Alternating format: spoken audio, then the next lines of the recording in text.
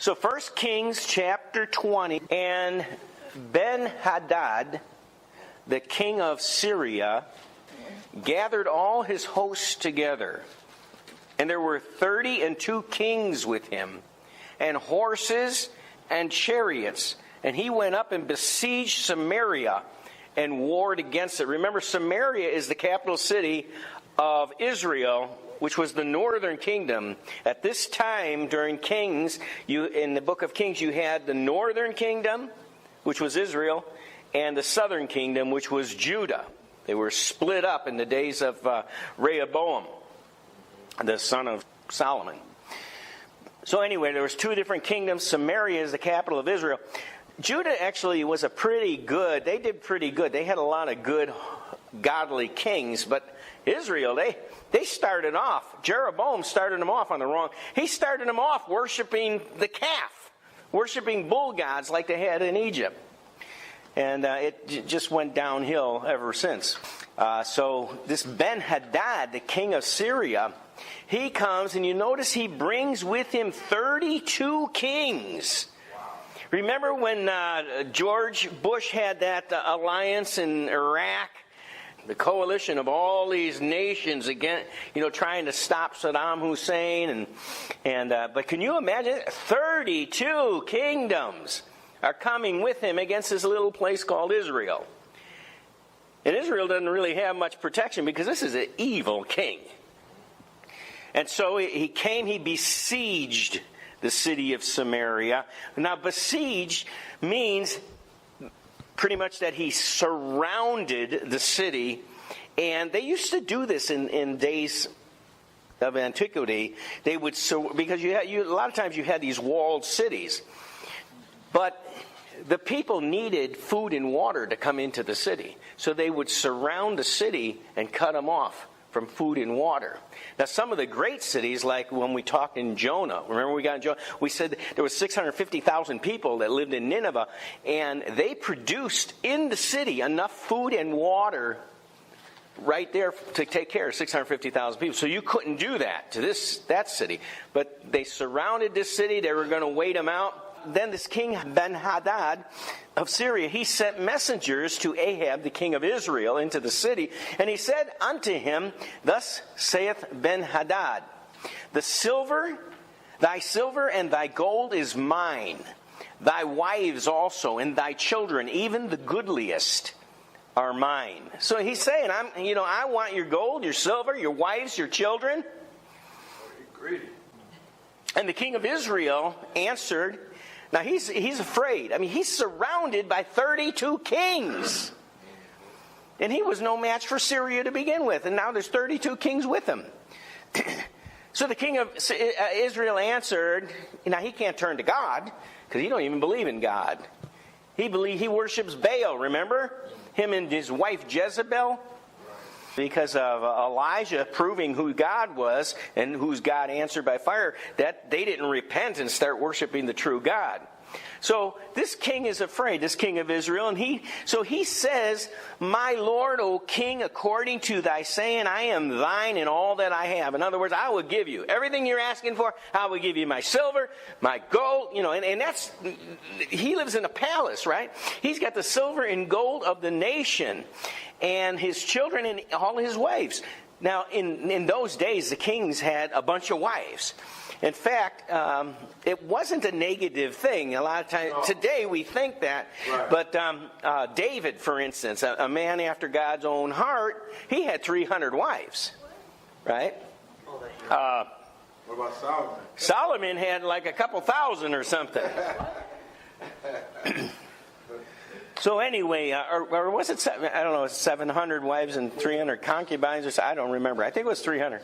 Anyway, so the king says, I'll give you my wives, I'll give you my children, I'll give you my silver, I'll give you my gold. But the king wasn't satisfied with that. That's what he asked for. And the king said, I'll go ahead and do that. But in verse 5 it says, And the messengers came again and said, Thus speaketh Benhadad, saying, Although I have sent unto thee, saying, Thou shalt deliver me thy silver and thy gold and thy wives and thy children, yet I will send my servants unto thee tomorrow about this time. They shall search thy house and the houses of thy servants. It shall be that whatsoever is pleasant in thine eyes, they shall put it in their hand and take it away. This guy's crazy. And, I mean, imagine this. Probably our greatest threat, potentially, if you look at how could the United States be taken over, probably China would be the one. China has this amazing military already. And just think if China got us into a situation where they said, we want your gold, your silver, and but then he comes back and he says, now I'm going to send my servant. I'm going to go through all of your houses, and whatever we see, whatever we like, we're taking. How would you like to live through that? You wouldn't have anything worth living for. All you'd have is dirt, right? They would take everything. He says, verse 7, Then the king of Israel called all the elders of the land and said, Mark, I pray you, and see how this man seeketh mischief. For he sent unto me for my wives, my children, my silver, my gold, and I denied him not. And all the elders and all the people said unto him, Hearken not unto him, nor consent. Wherefore he said unto the messengers of Benhadad, Tell my lord the king all that thou didst send for to thy servant at the first I will do, but this thing I may not do.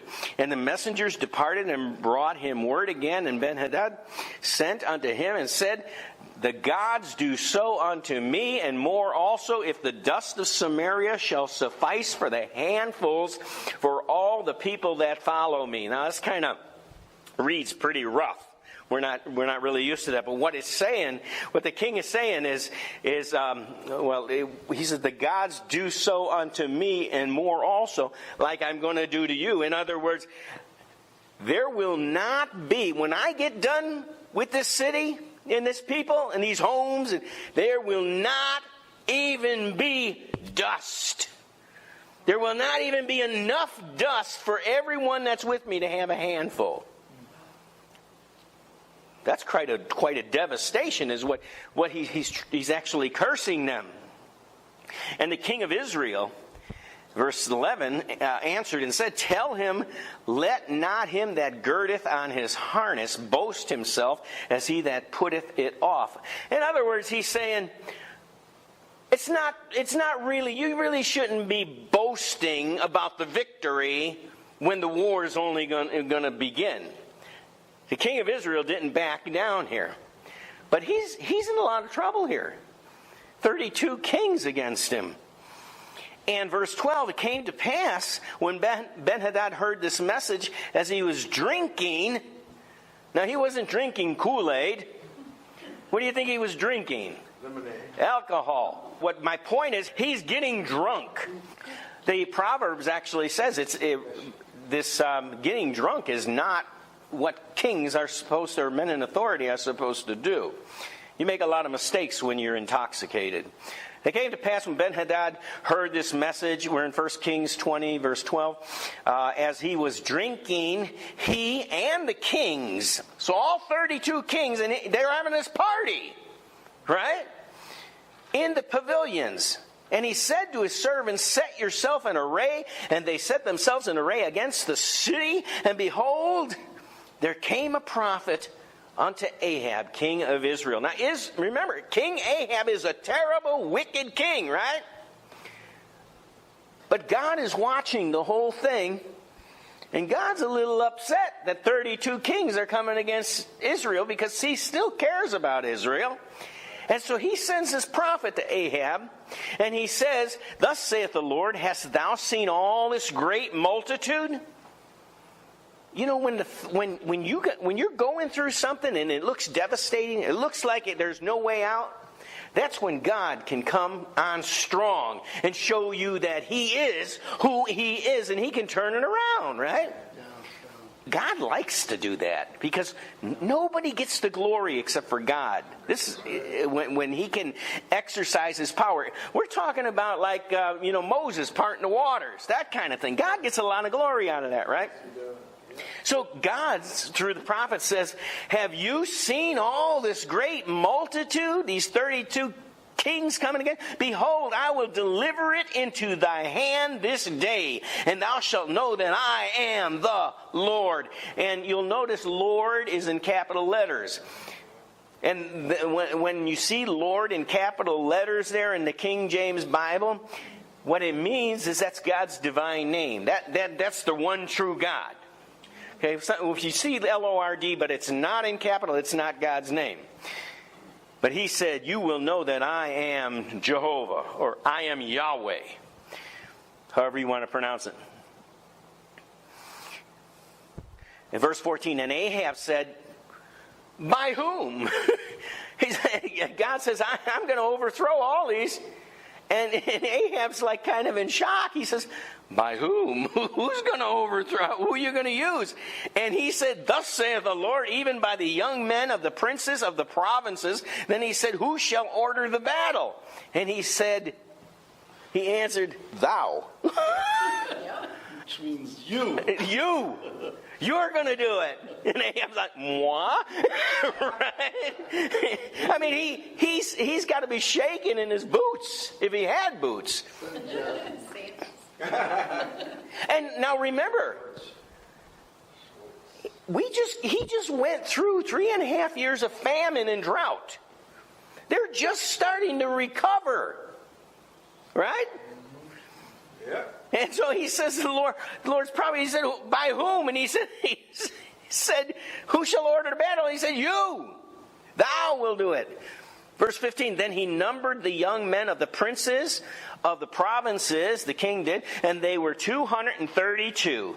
So God is saying 232 guys He's going to raise up from the kingdom, their royalty, their princes in Israel. And with those 232, with those He's going to overcome all these 32 kings.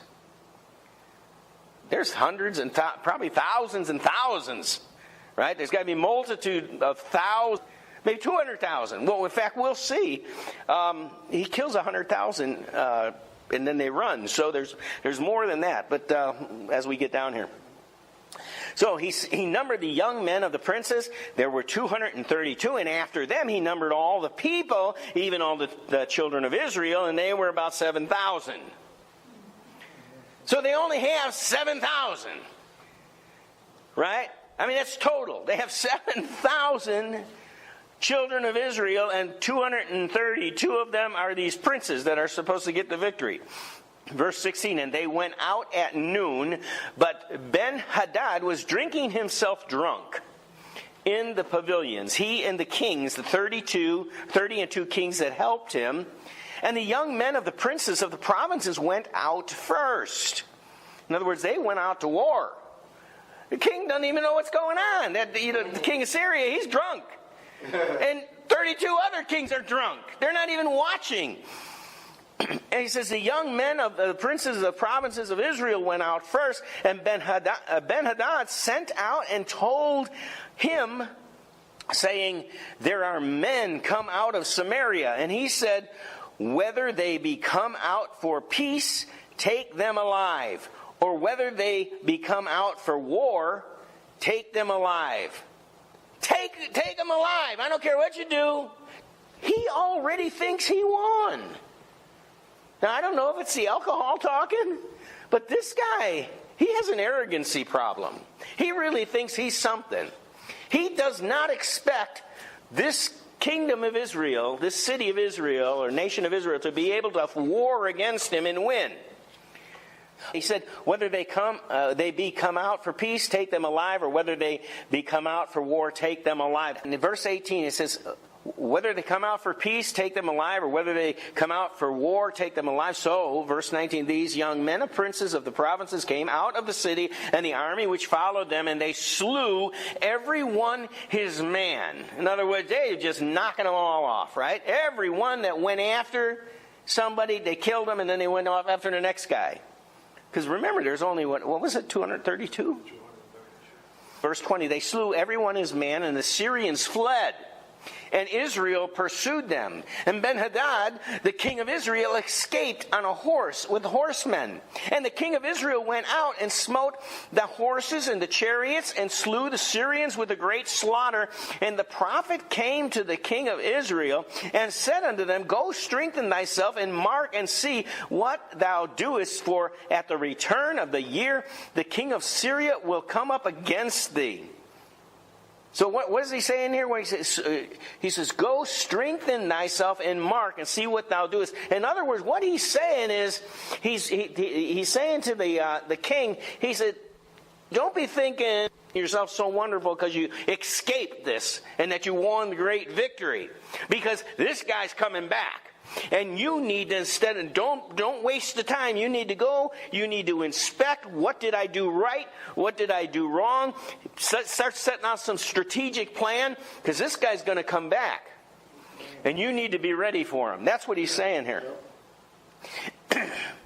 In verse 23, and the servants of the king of Syria said unto him, Their gods are gods of the hill. Therefore they were stronger than we. In other words, they're saying, now they're calling Israel's gods in plural, like they believed in gods, right? There's only one true God. But in all fairness, Israel was worshiping false gods. Remember, they had all these false prophets. And so they were worshiping false gods here. Anyway, it says, They're saying their gods are gods of the hills, therefore they were stronger than us, but let's fight against them in the plain, and surely we will be stronger than them. Because our gods are gods of the plain. And that's folly, complete folly. They've completely missed it. God gave them the victory.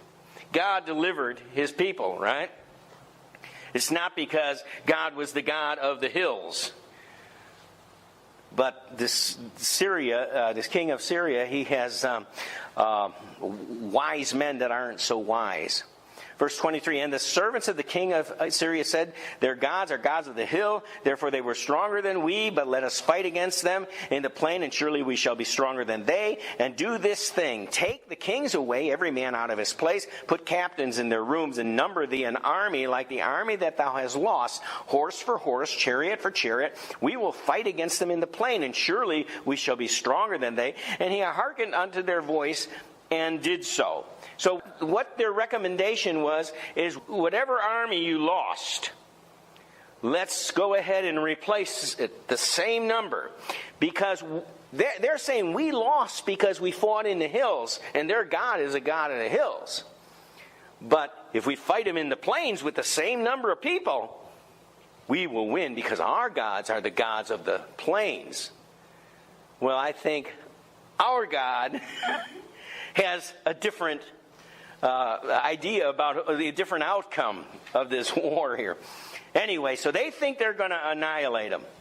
Verse 24, do this thing, take the kings away, every man out of his place, and put captains in the rooms, number thee an army like the army that thou hast lost, horse for horse, chariot for chariot. We will fight against them in the plain, and surely we'll be stronger than they. And he hearkened unto their voice, and did so. And it came to pass at the return of the year that Ben-Hadad numbered the Syrians and went up to Aphek to fight against Israel, just like God's prophet told the king that they were going to come back. And the children of Israel were numbered and were all present and went against them. And the children of Israel pitched before them like two little flocks of kids. But the Syrians filled the country because there were so many of them. And to them it looked like Israel, like a shepherd had two little flocks. That was their army. And this other army, this was massive. 28, and there came a man of God and spake unto the king of Israel. I like when the man of God comes. Now, this is not Elijah, by the way. This is another prophet. You notice he's anonymous. Sometimes you don't always have a prophet that makes a great name for himself. Sometimes you got these faithful prophets that come out of the woodwork. You don't know who they are, but they do these mighty things. They come in the name of God. Not every one of us is going to make a name for ourselves. In fact, we shouldn't be trying to make a name for ourselves. We should just be busy doing what God wants us to do, right? Let the people that want to make a name for themselves, let them have the name for themselves. Verse 29, they pitched one over against the other 7 days, and so it was that in the 7th day the battle was joined. In other words, the Israel pitched next to them. They looked like the two little flocks.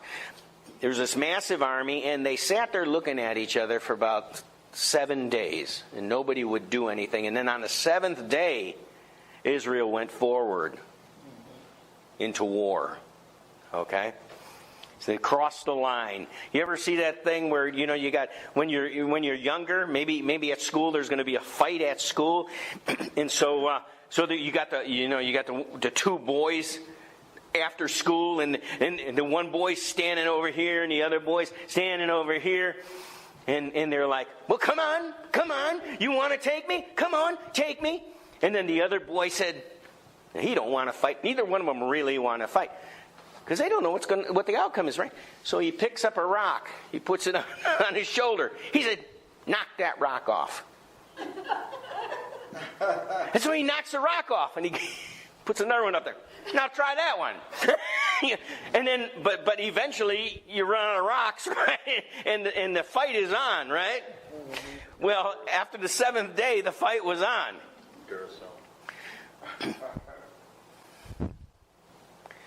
And they pitched over against each other for 7 days. So it was in the 7th day the battle was joined, and the children of Israel slew of the Syrians 100,000 footmen in 1 day.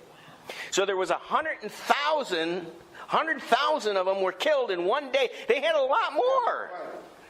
And there were only 7,000 total children of Israel. But the rest fled to Aphek into the city. So they escaped. They went into Aphek, into the city, and there fell a wall upon 27,000 of them and killed them. So they lost 100,000 in war, and then they escaped, and a wall fell down on them and killed 27. I mean, that must have been like being downtown Chicago, and the building fell on you or something.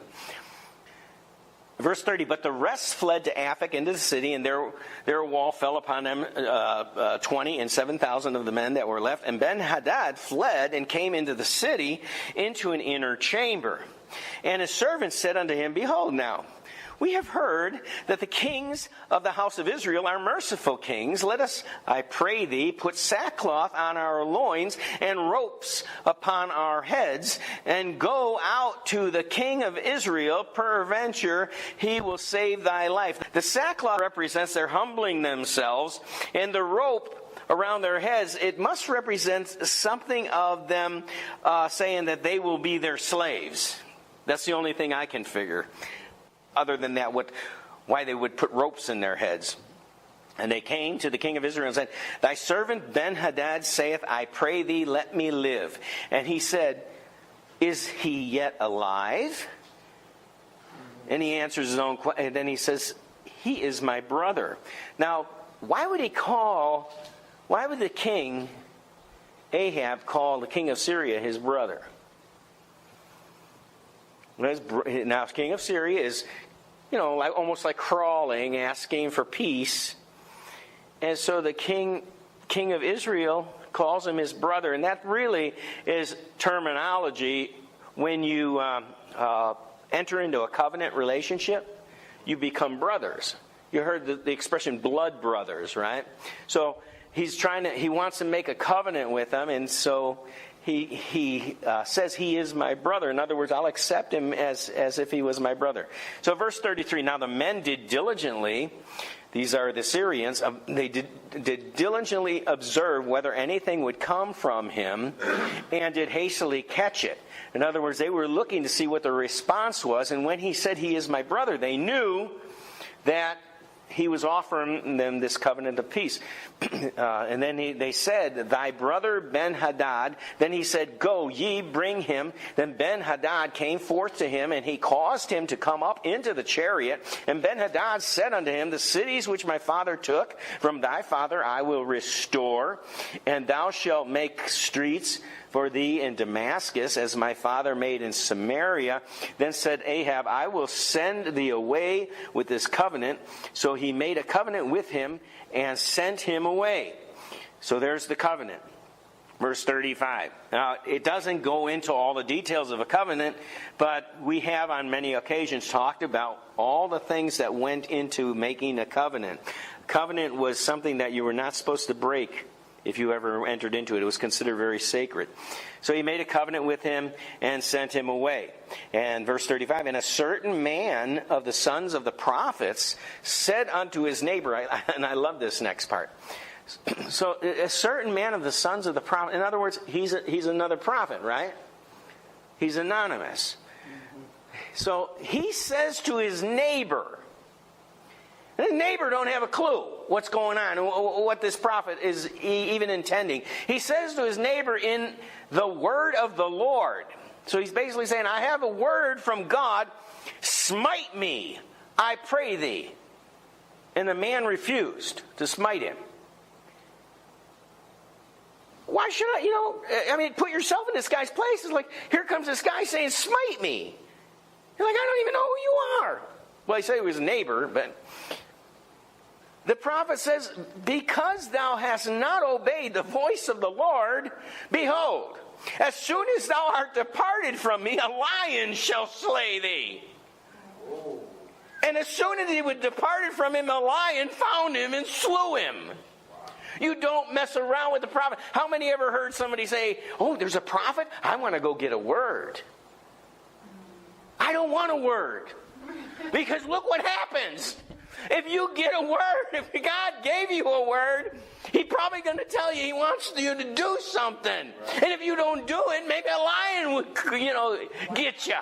Consequences. If the lion came because the guy wouldn't listen to the prophet, what do you think is going to be your situation at the judgment if you didn't listen to God? You just ignored. Oh, I just thought that, those 10 commandments, I thought those were 10 suggestions. Right? I've heard that before. No, they're not suggestions. They're commandments. In fact, Jesus said if you look upon a woman and lust after her, you've already committed adultery in your heart. So He made it more difficult than the commandments of the Old Testament. But there will be a time, a period of judgment. I don't think that there's going to be a lion come and devour us. I believe we're saved by grace. But we could lose a lot of rewards. And that's the thing I think that should drive us to want to serve God. And actually love of God ought to be what drives us. But verse 37, now this prophet finds another man. Now, I don't know if the guy was standing there watching. He might have been the next neighbor. He might have saw the prophet come over to the neighbor and say, smite me. He goes, no, I won't. And a lion gets him, right? So he goes to the next guy. He says, smite me. And they go, okay, right? Now, I don't know what he saw. But he says he found another man. He says, smite me, I pray thee. And the man smote him, so that in smiting he wounded him. And a bear came and got him. No, it doesn't say that. It doesn't say. No, he did what he was supposed to do. But the guy wounded the prophet. But the prophet asked for it, right? So the prophet departed and waited for the king by the way and disguised himself with ashes upon his face. Oh, now I see why he wanted to be wounded. He wanted to look like he came out of battle.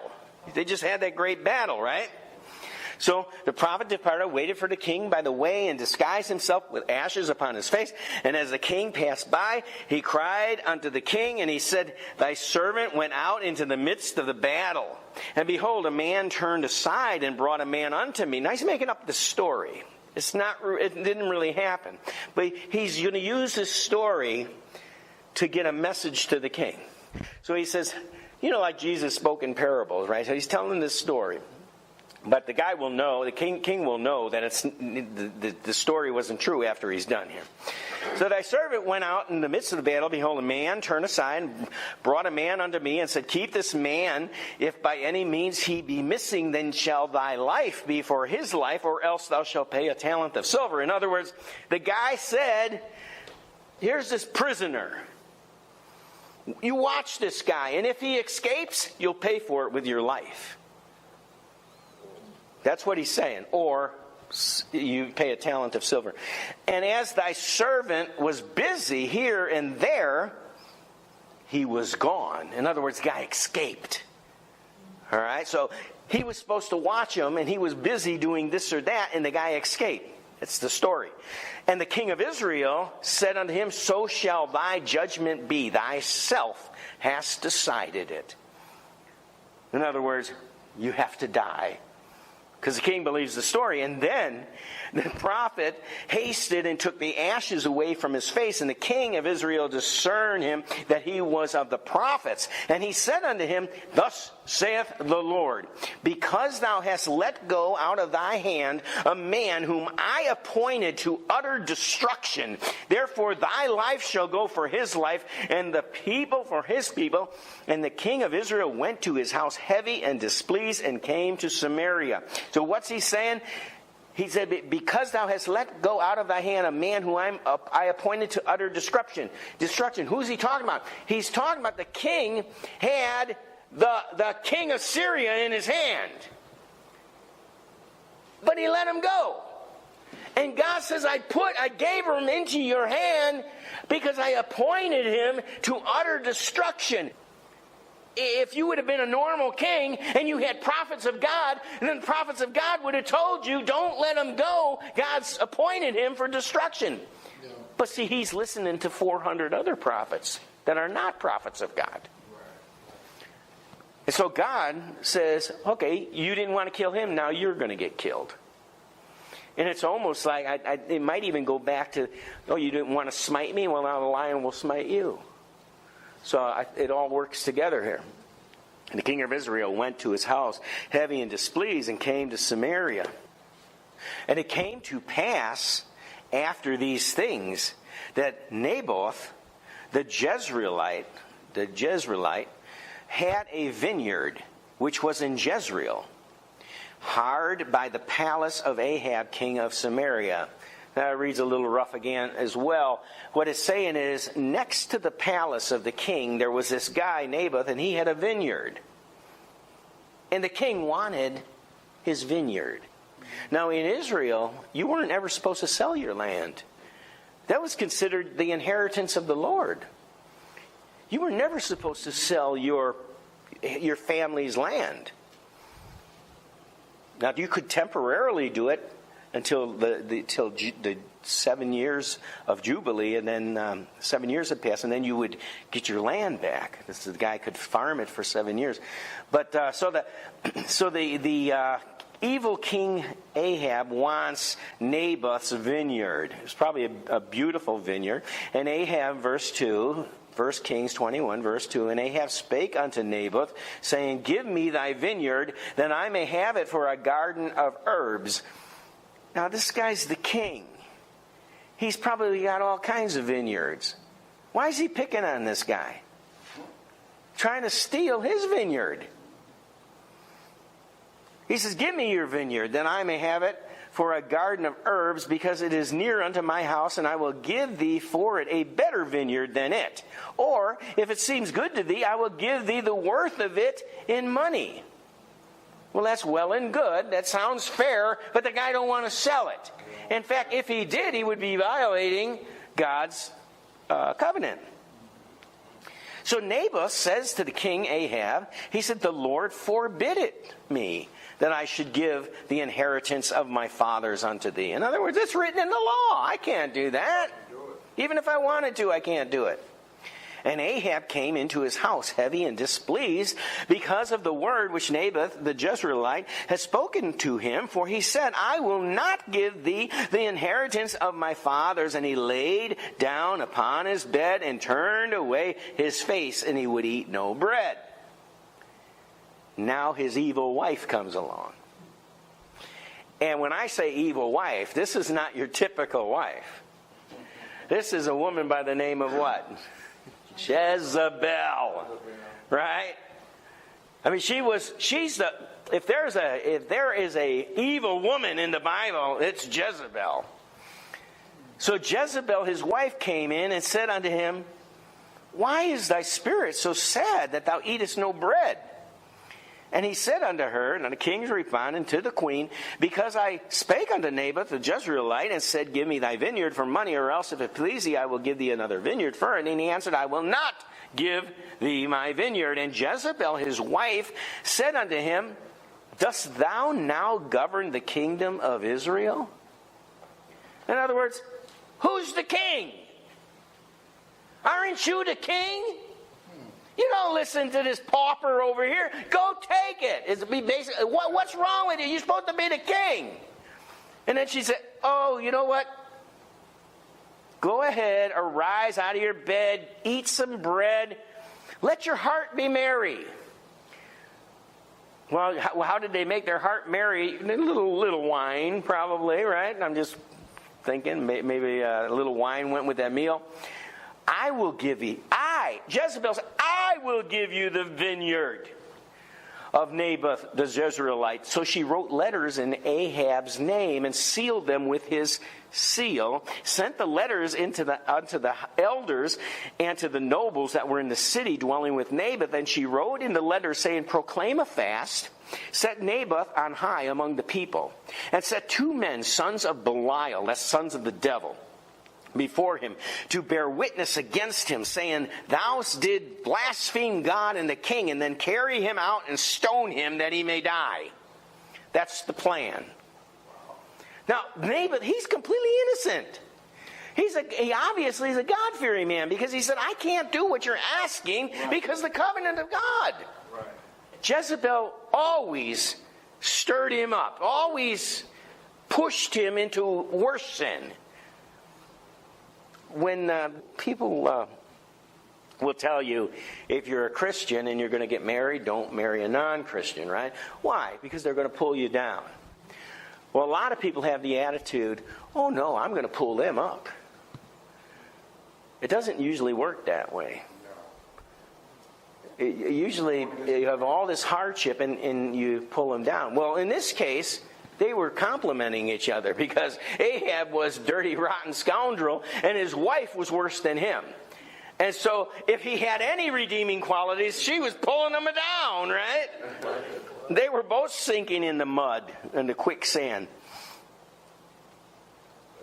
So the plan is to have these 2 guys bear false witness against Naboth and say that he blasphemed God and the king, and then stone him.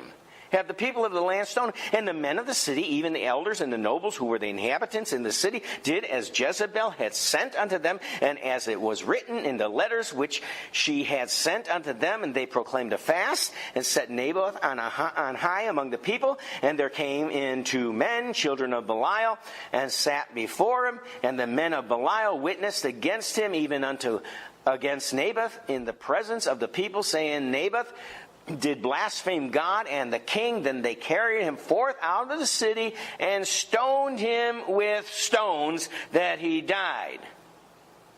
And they sent to Jezebel, saying, Naboth is stoned. And Jezebel said, I didn't even know he smoked. No, he was stoned with real stones, right? You weren't talking about, like we say, stoned, when we're talking about somebody getting high. That's not what they said.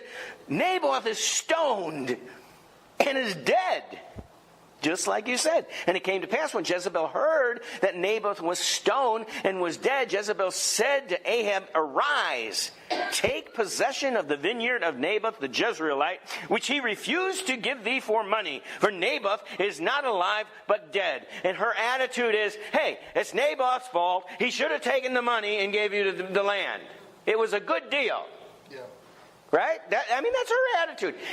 And even though she's against God, the king's against God, it would have been a sin against God's covenant, but they can't see that. All they can see is, hey, I made him a fair deal, and he wouldn't take it.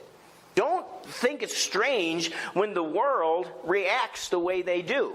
Right. They're not going to see things the way Christians see it. And as time goes on, as we approach the end, it's going to get worse and worse and worse. That's right. In fact, you see all this political correctness going on now, right? Most of that political correctness has nothing to do with Christianity. Oh. It's the enemy. And the enemy's coming. Now, I don't know. I'm planning on leaving here soon. I don't know how bad it'll get, but that's the enemy. Anyway, it came to pass when she said, "Arise, take possession of the vineyard of Naboth the Jezreelite, which he refused to give thee for money, for Naboth is not alive but dead." And it came to pass when Ahab heard that Naboth was dead, Ahab rose up to go down to the vineyard of Naboth the Jezreelite to take possession of it. Now, he hadn't taken possession of it, but he was certainly headed that direction, right? And the word of the Lord, capital letters, came to Elijah. Well, there's Elijah. I wondered what happened to him. He's still there. Yeah. The word of the Lord came. Now, Elijah didn't know what was going on, but the word of the Lord came to Elijah the Tishbite, saying, "Arise, go meet Ahab, king of Israel, which is in Samaria. Behold, he is in the vineyard of Naboth, whither he is gone down to possess it. And thou shalt speak unto him, saying, Thus saith the Lord, Hast thou killed and also taken possession? And thou shalt speak unto him, saying, Thus saith the Lord, In the place where the dogs lick the blood of Naboth shall dogs lick thy blood, even thine." In other words, God's, through the prophet, he's cursing him. He's saying, just what you did, you're going to have the same thing happen to you. The dogs licked his blood, innocent blood. The dogs are going to lick up your guilty blood, right? And Ahab said to Elijah, "Hast thou found me, O my enemy?" And Elijah answers, "I have found thee because thou hast sold thyself to work evil in the sight of the Lord." That you sold yourself. You know, you have, regardless of all your possessions, the most sacred, the greatest gift, the greatest thing that you have is your life to serve God. Right. And he has sold himself to work evil in the sight of the... I mean, if I was writing it, or if I was paraphrasing this book, this verse, I would say, "Thou hast sold your soul to the devil." Do you ever wonder how so many of these rock stars and these Hollywood actors and actors, how do they get on the top? I think they sell their souls. I do. I really believe that. And a lot of them actually admit it, that they have. But I believe that's what he's saying. He said, you sold your soul.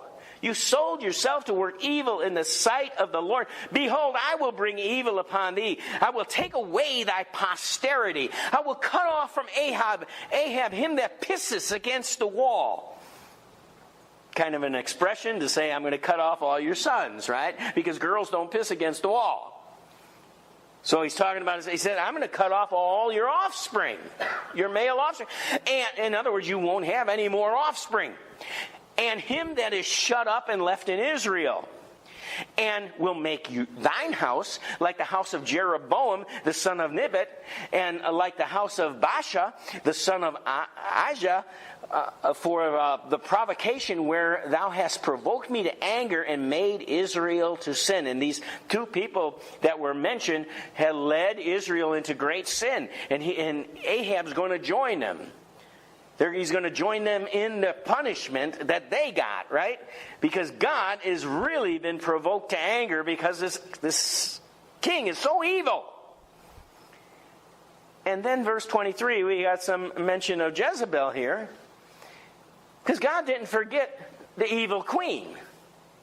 In fact, I think the queen was more evil than the king. And of Jezebel also spake the Lord, saying, The dogs shall eat Jezebel by the wall of Jezreel. And these are prophecies, by the way. Him that dieth of Ahab in the city, the dogs shall eat, and him that dieth in the field shall the fowls of the air eat. But there was none like unto Ahab, which did sell himself to work wickedness. There it is again. Again, I think it says, there's none like Ahab, which sold his soul to the devil. In the sight of the Lord, whom Jezebel his wife stirred up. oh, Jezebel's getting some of the heat here too. He said Jezebel's actually stirred him up. And he did very abominably in following idols, according to all things, as did the Amorites, whom the Lord cast out before the children of Israel. Remember when Joshua brought the children of Israel into the promised land? And God said, wipe out all the Canaanites. Well, here he's talking about the Amorites, but they were part of the Canaanites. The sins that made, the reason they were exterminated is because they were so exceedingly sinful, worshiping the false gods and doing all kinds of horrific things, like offering their children as sacrifices to the gods, to doing all kinds of nasty sexual stuff. He says, and he did the king did very abominably in following idols, according to all things, as did the Amorites, whom the Lord cast out before the children of Israel. And there seems to be a change of heart here with Ahab. It came to pass when Ahab heard all these words. Now, Ahab's been through quite a bit of testing. If you look at our past two messages, when we had the 3.5 years of the famine and the drought, and then the prophets of Baal, the big contest, the challenge, and Ahab, that didn't move Ahab's heart. None of it did. But it came to pass when Ahab heard these words that he rent his clothes. He tore his clothes, put sackcloth upon his flesh. He fasted. He lay in sackcloth, and he went softly. He humbled himself. He wasn't so arrogantly, walking around saying, I'm the king, I'm the king, I'm the king. All of a sudden, he realized he can't win. He's fighting God. And I think at least for a moment, he realizes that. And so the word of the Lord came to Elijah the Tishbite, saying, seest how Ahab humbles himself before me? Because he humbles himself before me, I will not bring the evil in his days, but in his son's days will I bring the evil upon his house. You see how merciful God is? I mean, this guy is... before in verse 25, it says, there was none like Ahab who sold himself to work wickedness in the sight of the Lord. He was so bad, and yet when he turns and humbles himself and is asking for God to have mercy upon him, God does.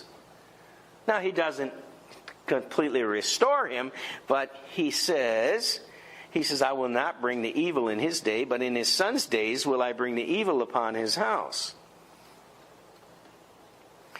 And so in the next chapter, 1 Kings 22, verse 1, we read, and they continued for 3 years without war between Syria and Israel. So the king didn't die yet. And it came to pass in the 3rd year that Jehoshaphat, the king of Judah, came down to the king of Israel. Now the king of Israel is still a bad guy, but the king of Judah, he's a good guy. He worships God. The king of Israel said unto his servants, know ye that Ramoth and Gilead is ours, and we be still, and take it not out of the hand of the king of Syria. And he said to Jehoshaphat, who was the king of Judah, he said, will thou go with me to battle to Ramoth Gilead? In other words, he's asking for his help. I need an ally to take back this land. Jehoshaphat said to the king of Israel, I am as thou art, my people as thy people, my horses as thy horses. In other words, Jehoshaphat, being a nice guy, and knowing that they're all from the 12 tribes of Israel, they're all like brothers, they're all relatives, right? And so he says, I am just like you. My people are like your people. My horses are like your horse. And so he's making this peace treaty, but an agreement. He's going to help the king. He's going to ally with the king. And so Jehoshaphat said to the king of Israel, inquire, I pray thee, at the word of the Lord today. And you notice that word, Lord, is in capital letters. In other words, he said, to inquire, I pray thee, at the word of Yahweh today. In other words, the one true God. I want to know what the one true God says about this. So the king of Israel gathered the prophets together, about 400 men. Where did we read about 400 men? Anybody remember? We didn't read it tonight. Remember the prophets of Baal? There were 450, and then there were the prophets of the Ashereth, which was the worship of the goddess. There were 400 of them. Now it says Elijah had the 450 prophets of Baal killed. It doesn't say anything about the 400. You see, they're still around. They're in the office of prophets. The king is still listening to the 400 false prophets. He didn't learn anything. Evidently he didn't. The king of Israel gathered the prophets, about 400 men, and said to them, "Shall I go against Ramoth Gilead to battle, or shall I forbear?" And they said, "Go up, for the Lord shall deliver it into thy hand, the king." They gave him a good report, which is what false prophets do. Did you know? Don't be surprised. False prophets do not tell you the truth. That's why they're false. Right? Sometimes they can give you a little truth. In fact, Jesus himself said, "Some will come saying, I am Christ." In other words, they'll agree, I'm Christ, but they'll deceive many. So just because someone says they believe in Jesus does not make them not a false prophet. We need to be careful as we walk the evil times that are coming. Because there's going to be Jesus said there are going to be many false prophets in that day. So they all said, "Go up, for the Lord shall deliver it in the hand." And Jehoshaphat, he's a wise guy. I mean, not a wise guy, but he's a wise king. And he does love the Lord. And he leads his people to worship. The people of Judah, he leads them to worship the true God. And so Jehoshaphat says, "Is there not a prophet of Yahweh besides these, that we may inquire of him? Is there any prophet out there that speaks to the true God?" He doesn't want to hear what these 400 say. And the king of Israel said to Jehoshaphat, "There is yet one man, Micaiah, the son of Imlah, by whom we may inquire of the Lord, but I hate him, for he does not prophesy good concerning me, but evil." And Jehoshaphat said, "Let not the king say so." In other words, the king says, "I don't want to ask that prophet, because he never says anything good about me." That's like saying, the wife says, I want to go to the church down the street for the midweek service or something, right? And so the husband says, "I don't want her to go to that church. I don't like that pastor. Every time I go to that pastor says something about my sin from the pulpit. He's always beating me up about my sin."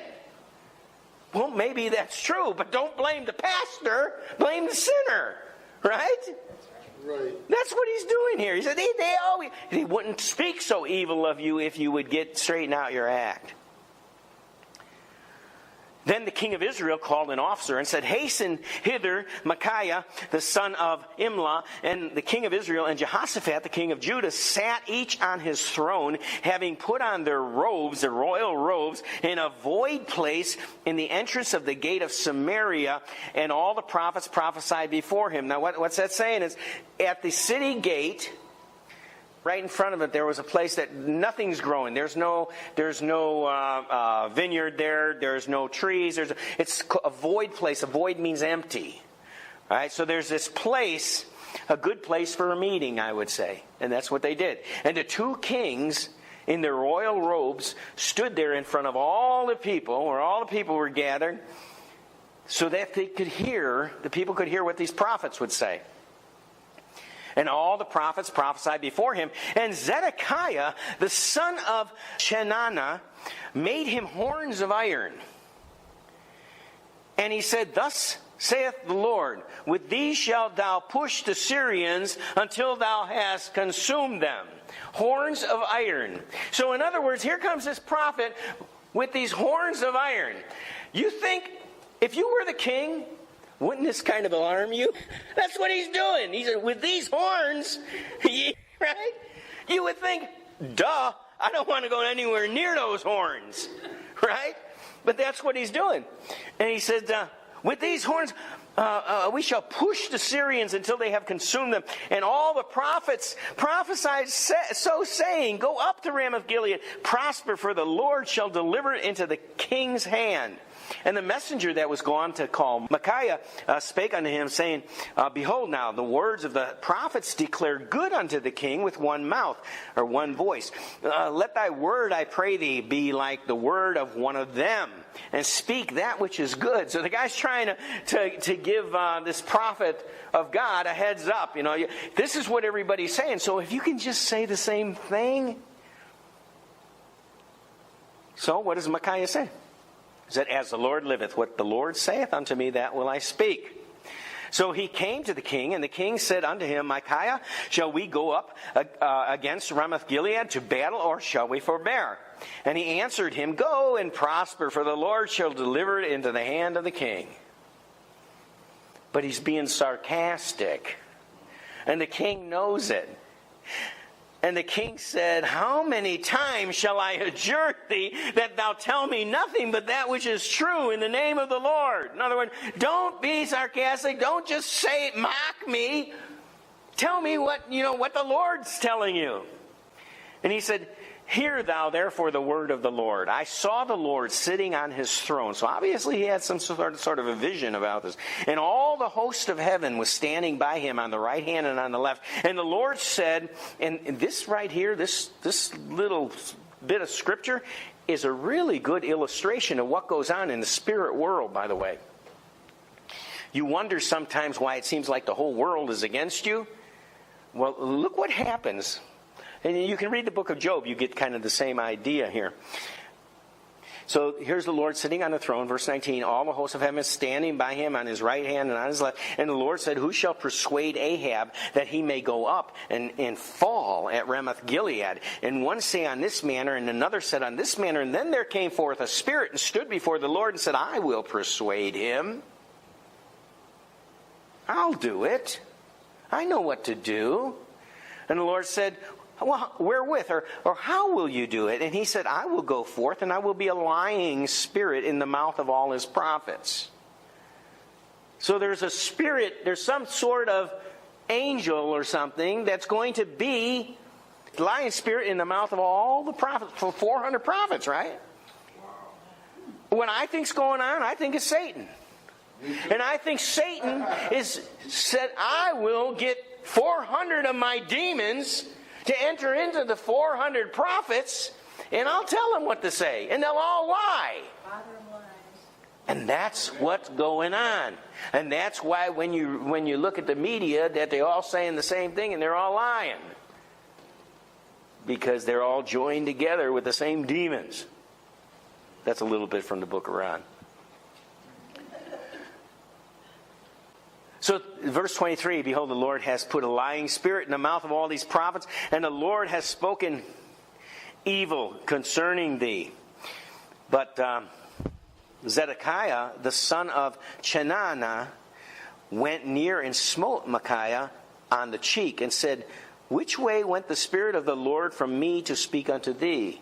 So, after this guy said, this prophet talks about those iron horns, then the true prophet of God starts speaking, telling them the truth. I saw the Lord, and the whole host was before him on the left and on the right. And then this lion spirit came up there and said, I will be a lion spirit, and all the 400 prophets.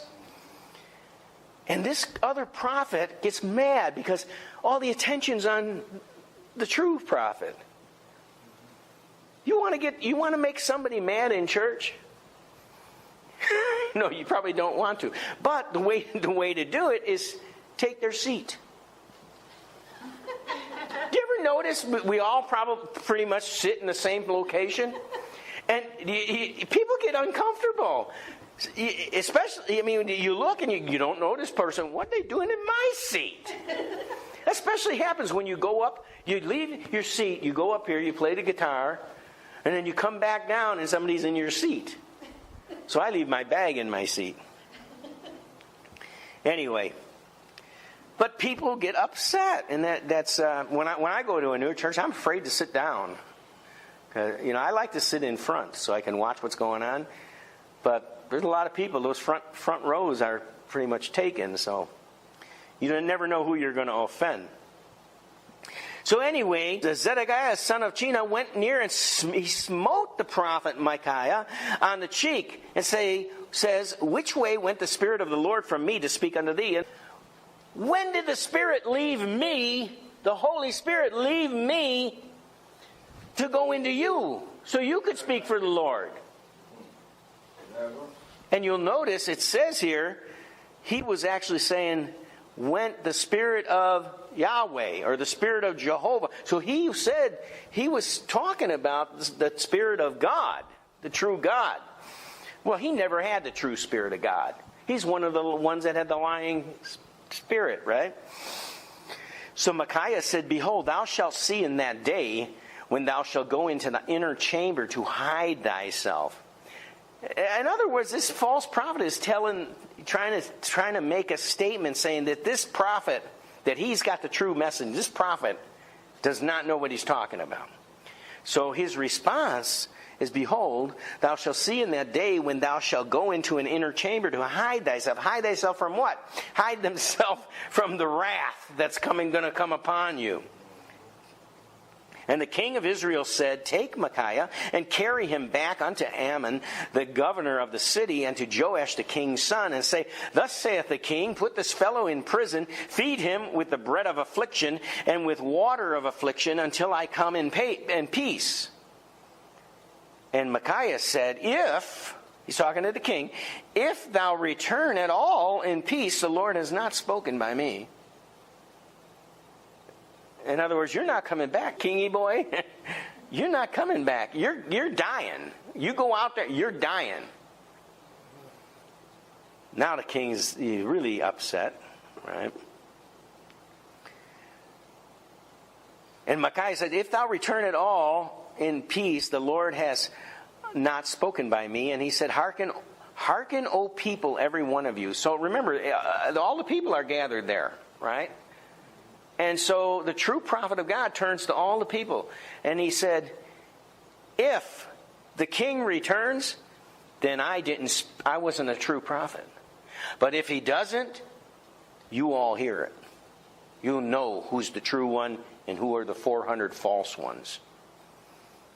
So he's challenging on them. But we don't even know who this, we know Micaiah. We know his name, but I don't know much more about this Micaiah. Micaiah said, if thou return at all in peace, the Lord has not spoken by me. And he said, hearken, O people, every one of you. So the king of Israel and Jehoshaphat, the king of Judah, went up to Ramoth-Gilead. And the king of Israel said unto Jehoshaphat, now, I can't believe Jehoshaphat went along with this. Remember, they both had royal robes, right? Now, they're going into war. And the King Ahab, knows that he's supposed to get killed, right? So he says, I will disguise myself and enter into the battle, but you put on your robes. In other words, if somebody's going to try to kill the king, I want them to think, it's like he's saying, put a target on your back, right? I'm going to disguise myself so nobody knows who I am. So he's trying to avoid being killed. Because he's scared, because the prophet told him he's not coming back. He said, but you put your robes on, and the king of Israel disguised himself and went into battle. But the king of Syria commanded his 32 captains, the 32 captains that had rule over his chariots, saying, fight neither with small nor great, save only with the king of Israel. In other words, when you go into war, I don't want you to spend time trying to kill other people. I want the king dead. That's what he's saying. I want the king of Israel dead. So spend your time going after him. And it came to pass, when the captains of chariots saw Jehoshaphat, they saw the royal robe, they said, surely it is the king of Israel. And they turned aside to fight against him. And Jehoshaphat cried out. And then they knew it wasn't the king of Israel. It was the king of Judah. And it came to pass, when the captains of the chariots perceived that it was not the king of Israel, that they turned back from pursuing him, and a certain man drew a bow at a venture and smote the king of Israel between the joints of the harness. Now, what it's saying here, he pulled back his bow, a certain man pulled back his bow, it said on a venture. In other words, it was kind of like random. He wasn't aiming or anything. He just pulled back his bow, and it went right into the heart of the king. So a certain man drew his bow at a venture and smote the king of Israel between the joints of the harness. Wherefore he said unto the driver of the chariot, Turn thy hand and carry me out of the host, for I am wounded. The battle increased that day, so they couldn't get the king out. And the king was stayed up in his chariot, and there was a standing up in his chariot all that time against the Syrians, and he died in the evening, and the blood ran out of his wound into the midst of the chariot. And there went a proclamation throughout the host about going down of the sun, saying, every man to his city and every man to his own country. Remember, that was the prophecy. The prophet said that would happen. For they are like sheep without a shepherd. So the king died and was brought to Samaria, and they buried the king in Samaria, and one washed a chariot in the pool of Samaria. The dogs licked up his blood. Remember the prophecy? Yeah. The dogs licked up his blood, and they washed his armor according to the word of the Lord which he spake. Now the rest of the acts of Ahab, and all that he did, and the ivory house which he made, and all the cities that he built, are they not written in the book of the Chronicles of the kings of Israel? So the book of Chronicles is different than the book of Kings. They seem very similar, and they're talking about a lot of the same stuff, but you need them both. Okay, because some stuff is in one and not in the other. And what they're saying is these other acts of Ahab are written in Chronicles, in the book of Chronicles. And so Ahab slept with his fathers, and Ahaziah, his son, reigned in his stead. And Jehoshaphat, the son of Asa, began to reign over Judah in the 4th year of Ahab, king of Israel. And Jehoshaphat was 35 years old when he began to reign. He reigned 25 years in Jerusalem. His mother's name was Azubah, the daughter of Shilhi. And sometimes when you read these kind of things, you're wondering like, wait, give me all those details. Right? I mean, if it's going to do me any sense, I really have to study to try to... Who are these people? Why are you telling me this? But it's very important that these things are throughout the Bible, because that's how they can go from the New Testament. They can go from Jesus' genealogy all the way back to Adam because of things like this. And not only that, they know when Jesus was born. And by that, they can go backward through the whole Old Testament, all the way back to the time Adam was created, and know what year it was. And don't let anybody tell you about evolution and the earth being created billions of years ago, because according to the Bible, it was 6,000 years. Now, very few Christians, they say they're Christians, but very few are believing that anymore. The ones who believe the word, what were you saying? Pre-academic race? No, I'm not talking about pre-Adamic race. That's another thing. I'm talking about going to Adam from Jesus, from today back to Adam is only about 6,000 years. And you can, if you lose the genealogy through the Bible, you can map it out. And you get a chronological Bible, and it actually has the dates in there, so you can follow chronologically. You can follow it along. Verse 43, and he walked. Who walked? Jehoshaphat walked in all the ways of Asa, his father. I wanted to turn.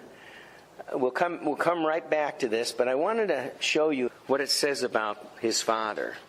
2 Chronicles, chapter 14, verse 2, and this is talking about Jehoshaphat's father, Asa, or Asa, however you say, Asa.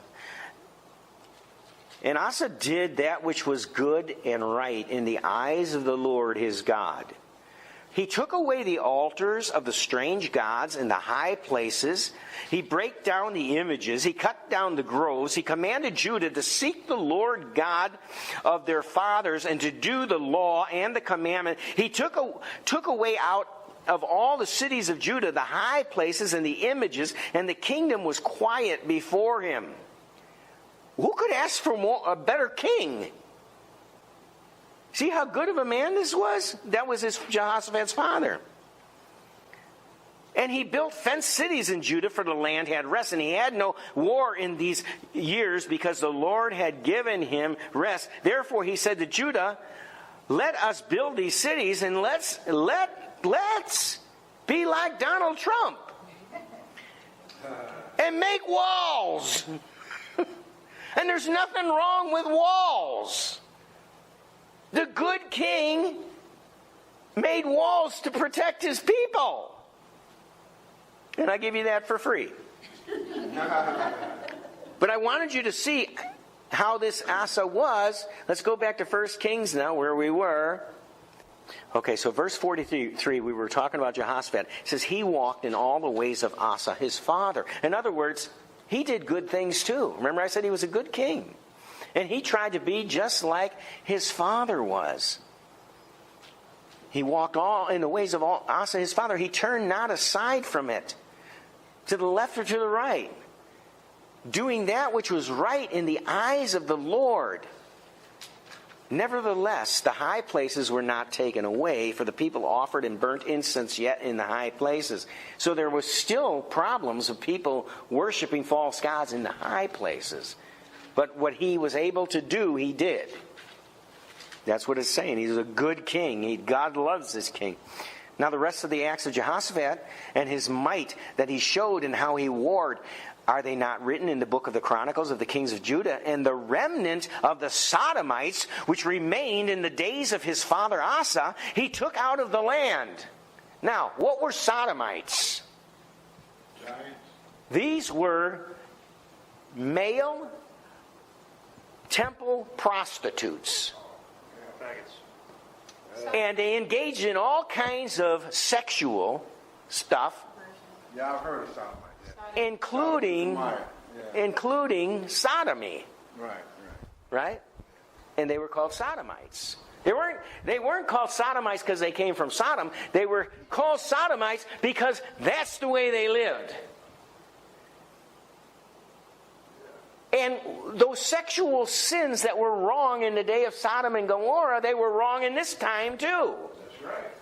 And so the king took care of them. And the remnant of the Sodomites, which remained in the days of his father Asa, he took out of the land. And there was no king in Edom. A deputy was king. And Jehoshaphat made ships of Tarshish to go to Ophir for gold. But they went not. Why? Because the ships were broken at Ezion-Geber.